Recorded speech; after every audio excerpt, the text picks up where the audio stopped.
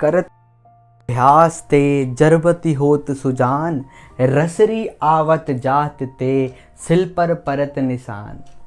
तो दोस्तों, ये जो एक पद है, इस पद का महत्व बहुत है। कहने का मतलब है कि करत करत अभ्यास से, यानी कि अगर आप बार बार अभ्यास करते हो तो आप अपने लक्ष्य की प्राप्ति आसानी से कर सकते हो। ठीक है ना। इसलिए ये कहावत है, करत करत अभ्यास ते जरमती होत सुजान, रसरी आवत जात ते सिल पर परत निशान। स्टोरी है, मैं आपको पहले बता दूं इस चैप्टर से पहले, कि एक वरदराज नाम का लड़का था जो कि गुरुकुल में पढ़ता था। कहाँ पढ़ता था? गुरुकुल में। ठीक, वह पढ़ने में थोड़ा सा ना, बोल सकते हो कि वीक था, कमजोर था। ठीक, तो क्या हुआ, वो ना एक बार फेल हुआ, 2 बार फेल हुआ। उसके बाद उसके गुरुजनों ने बोला कि शिष्य, अगर आप इस बार फेल हो जाओगे तो आपको इस गुरुकुल से बाहर जाना पड़ेगा। ठीक, तब वरदराज जी कहाँ गए बेटा? पता है, कुएं के पास गए और कुएं पे उसने एक चीज नोटिस करी। क्या नोटिस करी? कि ये जो रस्सी होती है जिससे हम पानी को बाहर निकालते हैं, वो बार बार जो सीमेंटेड पोर्शन होता है हमारे वेल का, मतलब जिसको कि हम बोलते हैं सेल या फिर सील बोलते हैं, उसके ऊपर निशान कर दे रहा था। तब उस छोटे बालक वरदराज को समझ आया कि एक कोमल रस्सी बार बार अभ्यास कर रही है और वो एक सील को काटने में तैयार हो जाती है, मतलब काट देती है उसको। तो क्या मैं लगातार परिश्रम करूं तो कक्षा में प्रथम नहीं आ सकता क्या?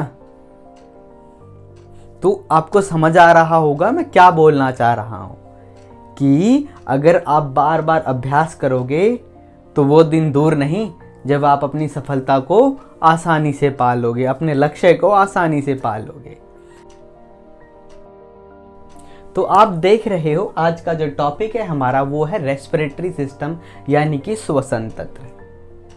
हर एक लिविंग ऑर्गेनिज्म यानी कि जीवित प्राणी वो इस एक्टिविटी का हिस्सा होता है। यानी कि आपके, मेरे और जितने भी एनिमल है, सबके बॉडी में ये एक्टिविटी मस्ट है, मतलब होती है।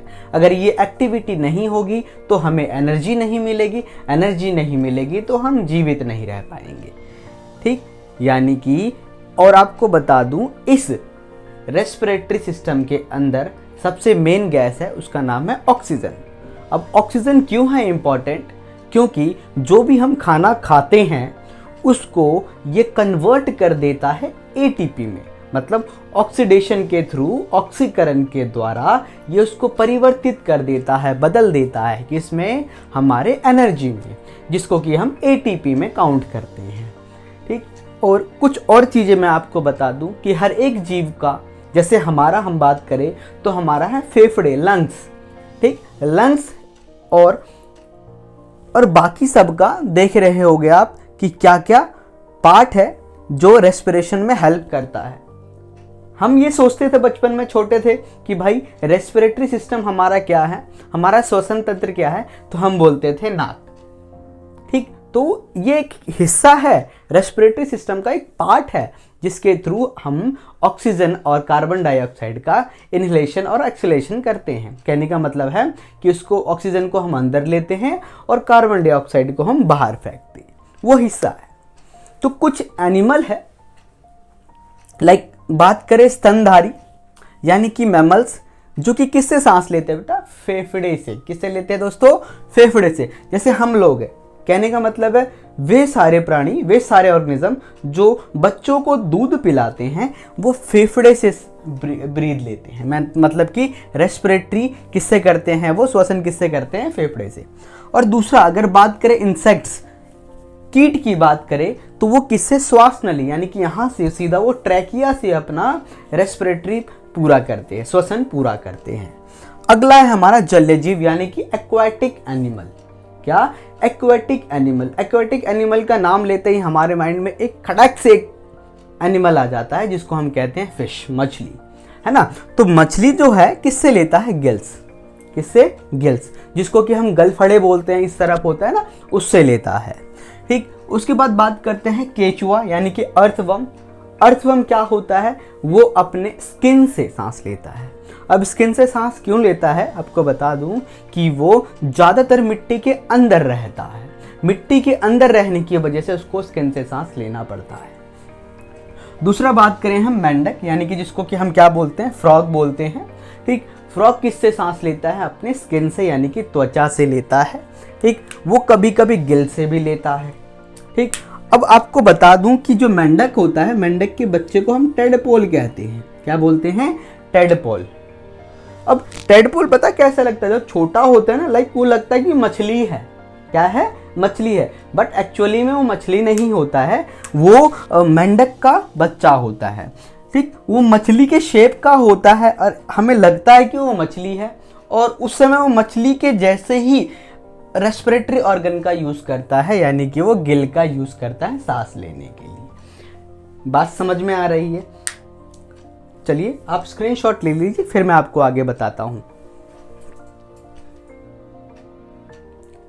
ऑक्सीजन के लेने और उसके एनर्जी में कन्वर्ट होने तक उसको 3 क्रियाएं करनी होती है, मतलब 3 एक्टिविटी करनी होती है। मतलब रेस्पिरेशन है यानी कि जो श्वसन है वो 3 भागों में काम करता है। कितने भागों में? 3। पहला आपका है बाह्य श्वसन, जिसको कि हम एक्सटर्नल रेस्पिरेशन बोलते हैं। दूसरा है गैसों का शरीरों में परिवहन, शरीर के अंगों में परिवहन, यानी कि हम उसको बोल सकते हैं ट्रांसपोर्टेशन ऑफ गैसेस। ठीक, उसके बाद हमारा लास्ट वन है आंतरिक श्वसन यानी कि इंटरनल रेस्पिरेशन। आपको मैं एक एक के बारे में बता रहा हूं, ध्यान से सुनना, बहुत इंपॉर्टेंट है। जो हमारा एक्सटर्नल रेस्पिरेशन है यानी कि बाह्य श्वसन है, वो 2 पार्ट में है। क्या? जब हम ऑक्सीजन को अंदर लेते हैं और जब हम कार्बन डाइऑक्साइड को बाहर छोड़ते हैं। ठीक है, जब हम ऑक्सीजन को अंदर लेते हैं तो उसको हम क्या बोलते हैं? एस्पिरेशन बोलते हैं, यानी कि हिंदी में उसको बोलते हैं हम निश्वसन। क्या बोलते हैं? निश्वसन। क्लियर है? अच्छा, जब हम कार्बन डाइऑक्साइड को बाहर भेजते हैं यानी कि जब हम सांस छोड़ते हैं, उसको हम क्या बोलते हैं? एक्सपिरेशन बोलते हैं। क्या बोलते हैं? एक्सपिरेशन। मतलब सांस लेना और सांस छोड़ना। ठीक है, इंस्पिरेशन और एक्सपिरेशन। क्लियर है? देखो, आपको अच्छे से पता है कि हमारे एटमॉस्फेयर में, हमारे वातावरण में जितने भी गैसेस है, लाइक आपको अच्छे से पता है नाइट्रोजन हमारा कितना है? 78% है, ऑक्सीजन 20 to 21% है, और कार्बन डाइऑक्साइड जो है 0.03% है। और जो हमारा वाटर वेपर है हमारे एटमॉस्फेयर में, देखो WB मतलब वाटर वेपर यानी कि जल वाष्प, वो कितना प्रेजेंट है? 0.5%। मतलब इतने को ही हम क्या करते हैं? जब हम सांस लेते हैं तो बॉडी के अंदर जाता है, हमारे लंग्स में जाता है। क्लियर? अच्छा, जब हम सांस छोड़ते हैं तब क्या होता है? जिसको कि हम एक्सपिरेशन बोलते हैं। नाइट्रोजन को हमने जितना लिया यानी कि 78% हमने उसको अंदर लिया, उतना ही वो बाहर जाता है। क्या? उतना ही वो बाहर जाता है। ठीक, ऑक्सीजन को हमने कितना लिया था? 20%। ठीक है, 20% में से हम कितना एक तरीके से सिर्फ एक्सेप्ट करते हैं? 4% हम स्वीकारते हैं। 20% में से सिर्फ 4% हम ऑक्सीजन को लेते हैं। ठीक है, और उसमें से कितना? 16% हम बाहर दोबारा भेज देते हैं। मतलब 20 लिया और 16 बाहर। सांस लेते समय 20 और छोड़ते समय 16। क्लियर है? कोई डाउट तो नहीं? अच्छा, अब कार्बन डाइऑक्साइड को हमारा कितना एटमॉस्फेयर में कितना प्रेजेंट था? 0.03% को हमने लिया। अब आपको पता है हमारे बॉडी के अंदर केमिकल एक्टिविटी चल रही है। क्लियर है? अब क्या होता है? केमिकल एक्टिविटी के वजह से यानी कि रासायनिक क्रियाओं की वजह से जो ऑक्सीजन है वो किस में कन्वर्ट हो जाता है? हमारे बॉडी के सेल्स की वजह से, पूरे इस प्रोसेस की वजह से कार्बन डाइऑक्साइड कितना हो जाता है? 0.03 हमने लिया, फिर बहुत सारा मात्रा में, ज़्यादा मात्रा में, कहने का मतलब ज़्यादा क्वांटिटी में कार्बन डाइऑक्साइड, मतलब हमने लिया कितना था? देखो 0.03% लिया और बाहर कितना गया? हमारा गया 4%। कितना गया? 4%। यानी कि लिया हमने बाहर से कम है, क्योंकि हमें इसकी नीड नहीं होती है और हमारे एटमॉस्फेयर में इतना ही प्रेजेंट होता है। ठीक है। और जब हम एक तरीके से एक्सप्रेशन करते हैं, एक्सेल करते हैं, बाहर निकालते हैं, तो 4% कार्बन डाइऑक्साइड बाहर जाता है। क्लियर? अब वाटर वेपर कितना? 0.5% हम वाटर वेपर को इनहेल करते हैं, यानी कि इंस्पिरेशन करते हैं, निश्वसन करते हैं। अब वाटर वेपर जाता कितना है, बाहर कितना निकलता है? वो निकलता है 6.5%। आपको पता है कि जब हम सांस छोड़ते हैं तो क्या वाटर वेपर, सर्दियों के समय में देखा होगा आपने, ऐसे करके देखा होगा, या अपने स्पेक्स को, चश्मे को साफ कर रहे हो तो आप देखो वाटर वेपर मुंह से भी निकल रहा है, और हमने एट प्रेजेंट टाइम अगर मास्क पहन के, अगर हम स्पेक्स पहन ले, चश्मे पहन ले, अगर हम ब्रीद आउट करते हैं तो पूरे फॉग उसमें जम जाता है। मतलब वाटर वेपर ही तो होता है वो। तो यानी कि हम कितना लेते हैं? 0.5% लेते हैं, और बाहर कितना निकलता है? 6.5%। ये हमारा रेस्पिरेशन का सबसे पहला श्वसन है, यानी कि सबसे पहला, यानी कि बाह्य श्वसन, यानी कि एक्सटर्नल रेस्पिरेशन है। बाहर से लिया और अंदर यूज करके फिर बाहर की तरफ। क्लियर? अब दूसरा होता है गैसों का शरीर में परिवहन। ठीक, आपको बता दूं भाई, जो हमने क्या ऑक्सीजन को अंदर लिया, वो हमारे सेल तक पहुंचाएगा कौन? कौन ये काम करता है? कौन ट्रांसपोर्टेशन का काम करता है, परिवहन का काम करता है?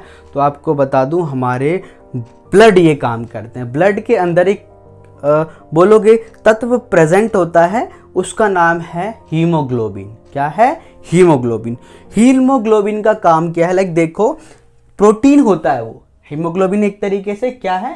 प्रोटीन। आपको पता है कि ब्लड के सेंटर में पाया जाता है। आपके जो केंद्रक होता है, न्यूक्लियस होता है, वहां पे मिलता है ब्लड के, मतलब बिल्कुल सेंटर में पाया जाता है हीमोग्लोबिन। क्लियर? वो क्या करता है? ऑक्सीजन को लेता है। क्या करता है? ऑक्सीजन को लेता है, वो फिर बना देता है ऑक्सी हीमोग्लोबिन बनाता है। क्या बनाता है? ऑक्सी हीमोग्लोबिन को बनाता है, और फिर उसको एक तरीके से ट्रांसपोर्टेशन करके कहाँ तक लेके जाता है? सेल तक, हमारे कोशिका तक पहुंचाता है। ठीक, क्लियर है? फिर वहीं से वो बाहर लेता है। लेकिन हमारे इसमें मतलब रेस्पिरेशन का जो दूसरा भाग है उसमें इतना ही होता है। अब बाकी जो तीसरा भाग है, जिसको कि हम कहते हैं इंटरनल रेस्पिरेशन, यानी कि आंतरिक श्वसन, यानी कि जो हमारे शरीर के अंदर ही होता है। ठीक, वो क्या होता है? लाइक मैंने बताया था कि इसमें हीमोग्लोबिन होता है ना। हीमोग्लोबिन अपने साथ क्या लेके आ रहा है? ऑक्सीजन लेके आ रहा है। किसको दे रहा है? वो सेल्स को दे रहा है, हमारी कोशिकाओं को दे रहा है। किसको दे रहा है? कोशिकाओं को। अभी जो कोशिका है, ये जो हमारा सेल है, ये क्या करता है? ये इंटरनल रेस्पिरेशन करता है, आंतरिक श्वसन करता है। ठीक, जिसको कि देखो सेल करता है, इसलिए इसको कोशिकीय श्वसन कहते हैं, यानी कि सेल्यूलर रेस्पिरेशन के नाम से जाना जाता है। ये दो चीजें करता है। सबसे पहले वायवीय श्वसन और अवायवीय श्वसन। वायवीय श्वसन को हम इंग्लिश में एरोबिक रेस्पिरेशन बोलते हैं, और अवायवीय श्वसन को अनएरोबिक रेस्पिरेशन। क्लियर है? यहां तक कोई दिक्कत तो नहीं? स्क्रीनशॉट ले लो, फिर मैं आगे बताता हूं। तो दोस्तों, हम सेल्यूलर रेस्पिरेशन यानी कि कोशिकीय श्वसन के दो भाग होते हैं, वायवीय श्वसन और अवायवीय श्वसन। यानी कि आपका सेल्यूलर रेस्पिरेशन जो होता है उसके दो पार्ट होते हैं, एरोबिक रेस्पिरेशन और अनएरोबिक। ठीक है ना? तो जैसा कि आपको दिख रहा होगा कि जो एरोबिक रेस्पिरेशन होता है वो अनएरोबिक से कैसे डिफरेंस है, वो आपको अब मैं अच्छे से बता देता हूँ। जो एरोबिक रेस्पिरेशन यानी कि वायवीय श्वसन है, वो ज़्यादातर किस में होता है? वो होता है ह्यूमंस में और एनिमल्स में। ठीक है? और साथ साथ में आप बोल सकते हो कि प्लांट्स में भी ऐसा होता है। ठीक, यानी कि हमारे प्लांट्स में भी ऐसा होता है। क्लियर? अच्छा, और एरोबिक रेस्पिरेशन यानी कि वायवीय श्वसन किसके प्रेजेंस में होता है बेटा? ऑक्सीजन के। किसके दोस्तों? ऑक्सीजन के प्रेजेंस में। क्लियर? ठीक, और आपको अच्छे से पता है जो कि हमारा सेल है, सेल के अंदर एक माइटोकॉन्ड्रिया होता है। कौन होता है? माइटोकॉन्ड्रिया, जिसको कि हम एटीपी मिल बोलते हैं, यानी कि पावर हाउस ऑफ सेल बोलते हैं। ठीक, वो भी इसमें काम करता है, यानी कि सेल के सबसे पहले जो ऑक्सीजन है कहाँ पहुँचता है? साइटोप्लाज्म में। साइटोप्लाज्म के बाद उसके बाद कौन हेल्प करता है? माइटोकॉन्ड्रिया। माइटोकॉन्ड्रिया क्या करता है? उसको एनर्जी में कन्वर्ट करता है। किसमें? एनर्जी में। ठीक, केमिकल फॉर्मूला की बात करें तो आपको पता है, लाइक हम मान लें ग्लूकोज, या फिर हम किसी भी फूड को मान सकते हैं, फूड के अंदर ग्लूकोज ही होता है। तो ये ग्लूकोज है, अगर उसका ऑक्सीजन के साथ हम रिएक्शन कराएंगे, ठीक, तो हमें क्या मिलेगा? हाइड्रोजन और कार्बन डाइऑक्साइड मिलेगा। ये जो 6 मैंने आगे लगाया है, ये बैलेंस करने के बाद लगाया है। आपको अच्छे से पता होगा कि हम कैसे बैलेंस करते हैं। उसके बाद इस रिएक्शन की वजह से हमें कितने किलो कैलोरी एनर्जी मिलती है? 686 किलो कैलोरी एनर्जी मिलती है। अगर एटीपी में बात करें, किसमें? एटीपी में, तो वो हमें प्रोवाइड कराता है 36 एटीपी। कितना? 36 एटीपी। ठीक है, और इसको कैप्स चक्र भी कहा जाता है, कैप्स साइकिल के नाम से इसको जाना जाता है। किसको? वायवीय श्वसन को, एरोबिक रेस्पिरेशन को। क्लियर? ठीक, और आपको बता दूं कि जो रेस्पिरेशन होता है वो हमारा इनवॉलंटरी एक्शन होता है, मतलब इस पे हमारा कंट्रोल नहीं होता है। इसको कौन कंट्रोल करता है? हमारा मेडुला ऑब्लोंगाटा करता है। कौन करता है? मेडुला ऑब्लोंगाटा हमारे रेस्पिरेशन को कंट्रोल करता है। लास्ट वाले वीडियो में मैंने आपको बता दिया।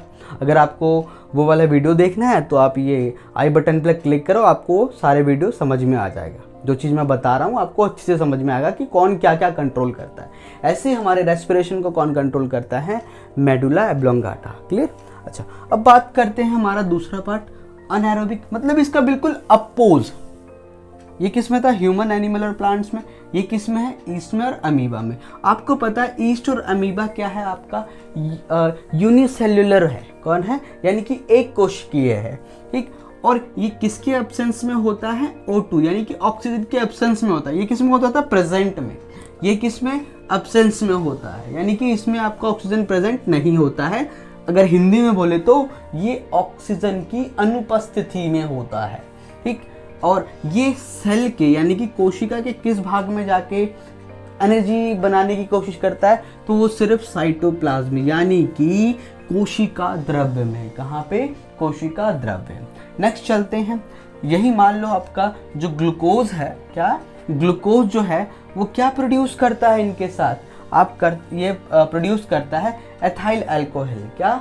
एथाइल अल्कोहल और आपका कार्बन डाइऑक्साइड। ठीक है, एथाइल अल्कोहल का आपका जो फॉर्मूला है बेटा क्या है? C2H5 और OH, याद रखना ये फॉर्मूला। ठीक है, क्लियर? और कार्बन डाइऑक्साइड का तो आपको पता ही है, CO2। कौन है? CO2। तो ये प्रेजेंट करता है। अगर हम बात करें इसकी एनर्जी कितनी देता है, तो आप याद रखना ये हमें एनर्जी देता है 50 किलो कैलोरी। कितनी देता है? 50 किलो कैलोरी। और एटीपी की बात करें तो हमें सिर्फ ये 2 एटीपी प्रोवाइड कराता है। कितने एटीपी? 2 एटीपी। और इस रेस्पिरेशन साइकिल को किस नाम से जाना जाता है? ग्लाइकोलाइसिस। क्या? ग्लाइकोलाइसिस के नाम से जाना जाता है। ठीक है, और एटीपी का फुल फॉर्म आपको पता होना चाहिए, एडेनोसिन ट्राइफॉस्फेट। ठीक है, एडेनोसिन ट्राइफॉस्फेट। ये एग्जाम के बिहाफ से बहुत इंपॉर्टेंट क्वेश्चन है। चलो कुछ दोबारा डिस्कस कर लेते हैं। क्वेश्चन में आ जाता है कि वायवीय श्वसन और अवायवीय श्वसन, यानी कि एरोबिक रेस्पिरेशन और अनएरोबिक रेस्पिरेशन के बीच में आप डिफरेंस बताओ। ठीक है, तो ऐसा कौन सा रेस्पिरेशन है जिसमें कि माइटोकॉन्ड्रिया यूज होता है? तो आप बता सकते हो कि आपके एरोबिक रेस्पिरेशन, यानी कि वायवीय श्वसन में। ठीक है, ऐसा कौन सा रेस्पिरेशन है जिसमें सिर्फ सेल का साइटोप्लाज्म में यूज होता है? तो आपका कौन है? वो आपका है अनएरोबिक रेस्पिरेशन, यानी कि अवायवीय श्वसन। क्लियर है? अच्छा, एक और क्वेश्चन पूछा जाता है कि वायवीय श्वसन में कितने एटीपी ऊर्जा का रूपांतरण होता है, मतलब कितने एटीपी एनर्जी हमें मिलती है? तो 36 एटीपी मिलता है। कितना? 36। ठीक है, और वहीं हमारे अनएरोबिक में, यानी कि अवायवीय में कितना मिलता है? 2 एटीपी। ठीक है, अगर किलो कैलोरी की बात करें तो आपको अच्छे से दिख रहा होगा कितना मिलता है, 686 किलो कैलोरी। क्लियर है। और वहीं बात करें एनारोबिक में कितना मिलता है, 50 किलो कैलोरी। यहाँ तक क्लियर है, कोई दिक्कत तो नहीं ना। और आपको ये भी याद रखना कि ये सारा का सारा किसका पार्ट है, रेस्पिरेशन का पार्ट है, हमारे श्वसन क्रिया का एक हिस्सा है। अगर इससे पूछा जाए कि ये टोटल कितना हमें एटीपी प्रोवाइड कराता है, तो ये टोटल हमें 38 एटीपी करता है। कितना, 38 एटीपी। याद रखना, ये कॉम्पिटिटिव एग्ज़ाम में पूछे जाते हैं, चाहे आपका DSSB का हो या आपका रेलवेज का हो, कोई सी भी कॉम्पिटिटिव एग्ज़ाम के अंदर अगर इससे रिलेटेड क्वेश्चन आ जाता है तो ये मस्ट होता है। क्लियर है। अब स्क्रीनशॉट ले लो आप। अब मैं आपको जो अगला वीडियो होगा उसमें हमारे जो पूरा रेस्पिरेटरी ऑर्गन है उसके एक एक पार्ट के बारे में समझाऊंगा।